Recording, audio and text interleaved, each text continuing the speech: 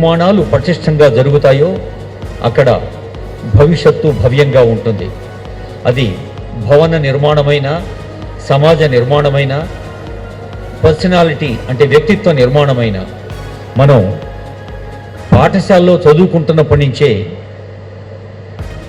ఆదర్శ గుణాల్ని సొంతం చేసుకుంటే ఒక ఫుల్ ఫ్లెడ్జ్డ్ పర్సనాలిటీగా పరిపూర్ణమైన మూర్తిమత్వం సొంతం చేసుకున్న వ్యక్తి నిర్మాణం సాధ్యమవుతుంది.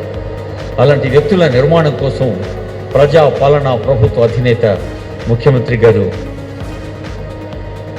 రాష్ట్ర వ్యాప్తంగా తలపెట్టిన విద్య, వైద్య, అభివృద్ధి, సంక్షేమ కార్యక్రమాల్లో ఒక మైలురాయి ఫ్యూచర్ సిటీ అయితే, ఫ్యూచర్ సిటీ నిర్మాణంలో మైలురాయి ఈ ఫ్యూచర్ సిటీ భవన శంకుస్థాపన అని తెలియచేస్తోంది ఈ వేదిక.